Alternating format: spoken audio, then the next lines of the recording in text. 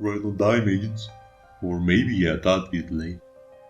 Today we will explore leaked documents about an anomaly manufactured by none other than the SCP Foundation itself. Such objects are classified as Thaumiel anomalies and are used for the containment of other anomalies. Although this purpose is questionable, judging by the documents that lay ahead of us. We will see that, as usual, the Foundation is only aiming towards the preservation of their twist experiments and sinister goals, not caring for the damage caused by playing with forces beyond their understanding. Item number SCP-2003. Object Class Thaumiel. Special Containment Procedures. SCP-2003 is contained at Arm Site-47, a Type 4 restricted zone. In accordance with Type 4 protocols, personnel assigned to SCP-2003 research, security and maintenance must undergo expanded background check procedures, as well as successfully pass a Hoiberg-Hasawa causality questionnaire. Access to SCP-2003 itself is limited to X and Shepard project participants, with prior approval from the director of Site-47. All information regarding determinative sets, elevated probability events, designated magnifier individuals, and the X and Shepard program is classified and accessible only by the director of Site-47, 057, and those personnel read into SCP-2003 security protocols. Observation of designated indicator data deviating significantly from determined set X and parameters are to be reported immediately to the director of Site-47 and treated as a Level 5 Existential Threat Emergency Response Event. Description: SCP-2003 is an apparatus allowing a limited degree of travel to and from periods of time in advance of those encountering the normal course of space-time, as understood by mainstream science. SCP-2003 was designated and built by the Foundation over a 25-year period, using technology derived from the research into SCP, and SCP. While the technical capabilities and design specifications of SCP-2003 are well documented and reproducible if necessary, the scientific and anomalous principles behind its functionality are not understood at this time. Upon activation, SCP-2003 is capable of transporting a living entity contained within its central chamber to a point conterminous with its present location in physical space, but located in a future time period. The amount of time into the future traveled by the subject is related to the amount of energy input into SCP-2003. An approximate estimate of 3500 kilowatts in order to send a subject 7 months into the future has been documented. However, this relationship becomes unpredictable at higher energy levels. Subjects using SCP-2003 will exist in the time period to which they have traveled for a duration ranging between 15 and 38 weeks before spontaneously returning to the time period of origination at a point conterminous with their present location. For safety purposes, a secure location has been established for operatives to use while waiting for a return to their time of origin. Operatives must report subsequent to experiencing 98 days after SCP-2003 activation. While SCP-2003 enables chronological travel for living subjects, the activation process has proved severely damaging to most types of animal and plant tissue. The only exception documented to date has been tissue related to the animal nervous system. As a result, personnel designated for SCP-2003 travel must be prepared accordingly.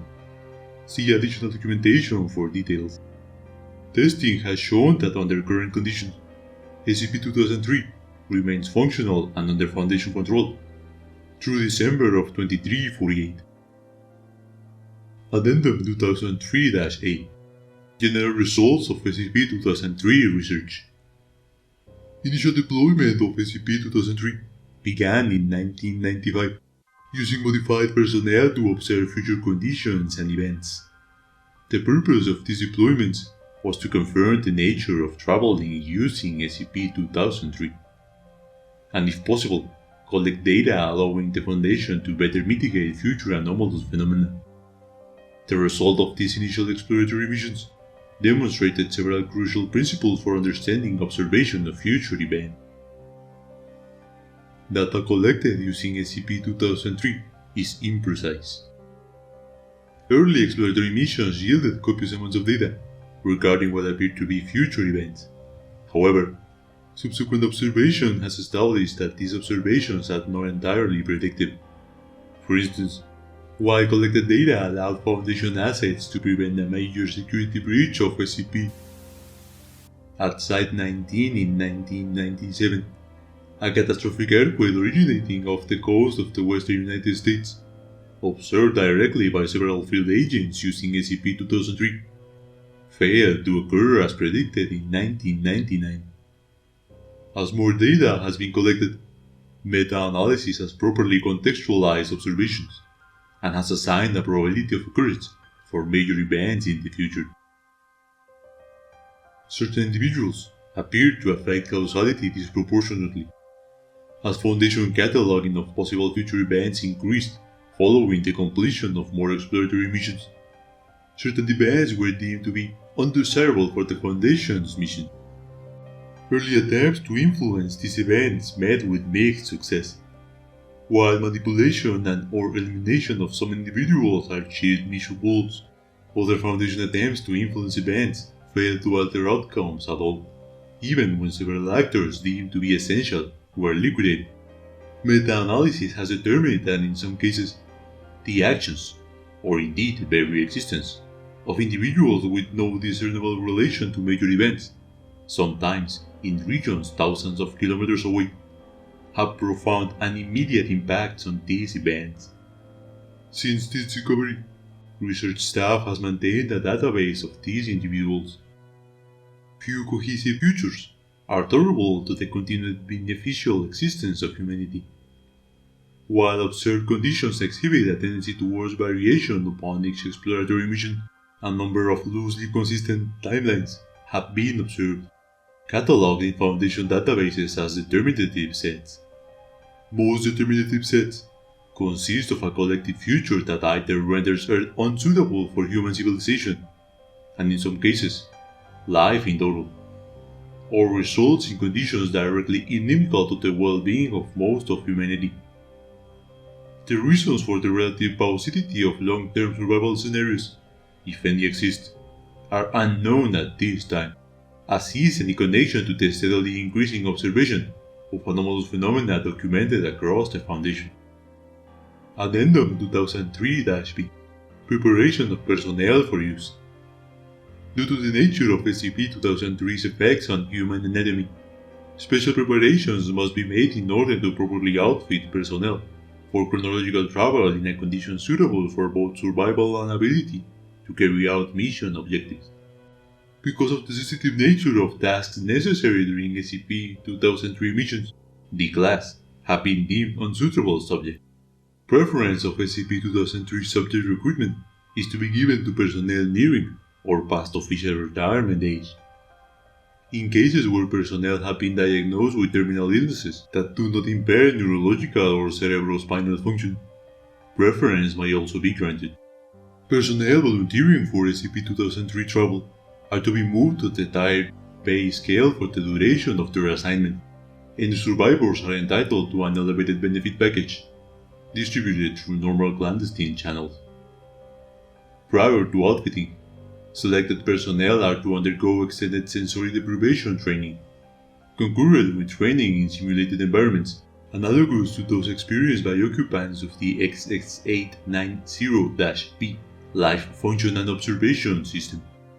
During this period, personnel must undergo a prophylactic course of antidepressants and antipsychotics, as overseen by medical staff.